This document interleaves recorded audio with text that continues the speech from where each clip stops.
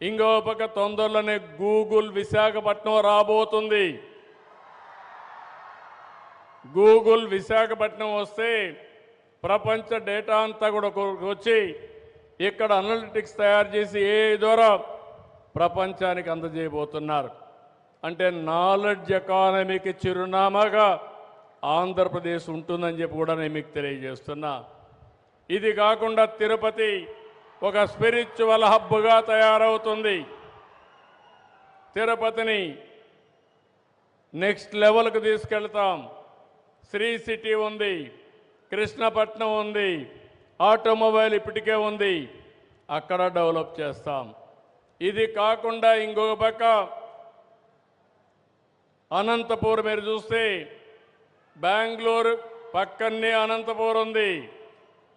లేపాక్షి దగ్గర నుంచి ఓర్వకల్లు వరకు ఒక నాలెడ్జ్ హబ్గా తయారు చేసి HAL సెకండ్ యూనిట్ కూడా అక్కడికే వచ్చేట్టుగా చేసి డిఫెన్స్ కారిడార్ తయారు చేసి ఆటోమొబైల్ ఇప్పటికే కియా వచ్చింది, నేనే తీసుకొచ్చాను.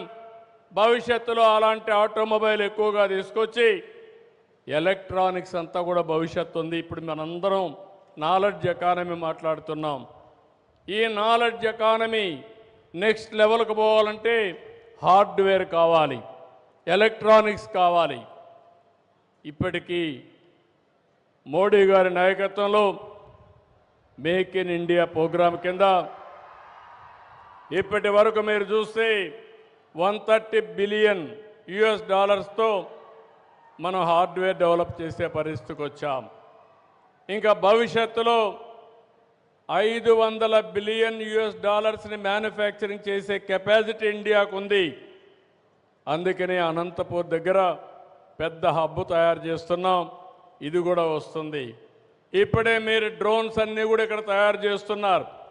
భవిష్యత్తు డ్రోన్స్ది ఐడెంటిఫికేషన్కి కానీ రెండోది అప్లికేషన్కి కానీ రాబోయే రోజుల్లో డ్రోన్స్ అన్ని మేజర్ రోల్ ప్లే చేయబోతున్నాయి. అందుకని ఓర్వకల్లో డ్రోన్ సిటీనే పెట్టి భారతదేశంలో మొట్టమొదట డ్రోన్ సిటీ ఓర్వకల్లో వస్తుందని చెప్పి కూడా నేను మీకు తెలియజేస్తున్నా. అదే ఓర్వకల్లో సెటిలైట్స్ కూడా తయారు చేయాలని ఆలోచిస్తున్నాం. గవర్నమెంట్ ఆఫ్ ఇండియా ఇటీవల ఒక నిర్ణయం చేశారు. ప్రైవేటైజేషన్లో కూడా సెటిలైట్స్ని లాంచ్ చేసే అవకాశం వచ్చింది. ఒకప్పుడు ఒక్క శ్రీహరికోటలోనే మనం లాంచ్ చేసేవాళ్ళం. ఇప్పుడు ఎక్కడైనా లాంచ్ చేసుకునే అవకాశాలు వస్తున్నాయి. దీనికి కూడా నాంది పలుకుతాం. గ్రీన్ ఎనర్జీ దేశంలో మొట్టమొదటిసారిగా ఆంధ్రప్రదేశ్లో ముందుకు పోతున్నాం. ఇప్పుడే ఇక్కడికి వస్తే ఒక డెమాన్స్ట్రేషన్ చూపించారు. గ్రీన్ హైడ్రోజన్, నైట్రోజన్, అమోనియా ఇవన్నీ కూడా చూపించారు. అవన్నీ కూడా ఆంధ్రప్రదేశ్లో తయారు చేసే పరిస్థితి వస్తుంది. ఇక్కడుండే స్టూడెంట్స్కి ఫ్యాకల్టీస్కి ఒకటే విజ్ఞప్తి చేస్తున్నారు. Lot of opportunities, lot of futuristic technologies, దానికి చిరునామాగా ఆంధ్రప్రదేశ్ ఉంటుంది.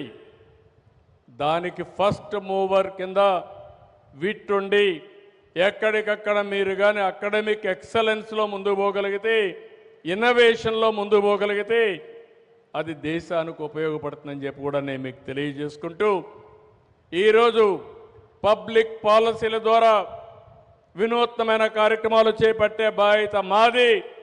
దాన్ని సద్వినియోగం చేసుకునే బాధ్యత ఈ అకాడమిక్ ఇన్స్టిట్యూషన్స్ కానీ ఈ స్టూడెంట్స్ అని చెప్పి మరొకసారి తెలియజేసుకుంటూ, ఈ అవకాశాన్ని ఇచ్చిన మీ అందరికీ, ముఖ్యంగా విట్టు విశ్వనాథం గారిని ఇంకొక విషయం కూడా కోరాను.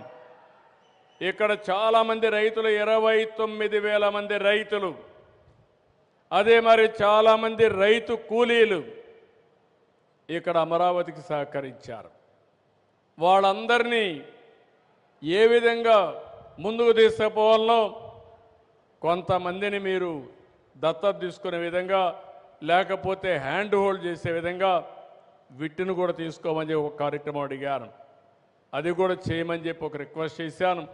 అదే మరి ఇంకొక పక్కన skill development, technology penetration, online offline training కూడా పెట్టని చెప్పి కోరాను.